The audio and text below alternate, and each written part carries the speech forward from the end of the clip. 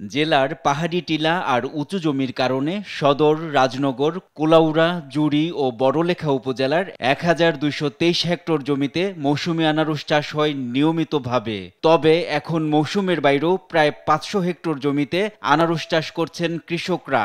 হানি queen জাতের আনারস অসময়ে উৎপাদন হলেও রসালো ফলের চাহিদা এতটাই বেশি যে আনারস উৎপাদন বাড়ার ফলে জেলার চাহিদা পূরণ করেও বাইরে সরবরাহ সম্ভব হচ্ছে।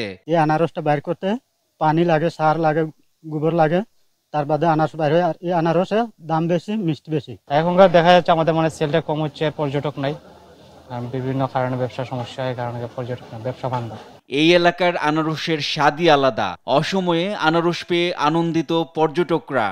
মৌলভীবাজারে সবসময় আনারস পাওয়া যায়, তবে সিজনে একটু বেশি থাকে, তো আনসিজনে আমাদের চড়া দামে কিনতে হয়। মৌলভীবাজার শ্রীমঙ্গল আসছি ঘোরার জন্য, যার পথে সবার চাহিদা থেকে আনারস এবং চা পাতা, এজন্য সবার জন্য নিয়ে যাচ্ছে আনারস চা পাতা। প্রতিদিন শ্রীমঙ্গলের বিভিন্ন আড়তে ৪ থেকে ৫ লাখ টাকার আনারস কেনা বেচা হচ্ছে।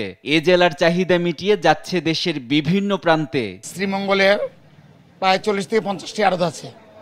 গড়ে প্রতিদিন প্রায় মৌসুমে ১০ থেকে ১৫ লাখ টাকার আনারস বিক্রি হয়।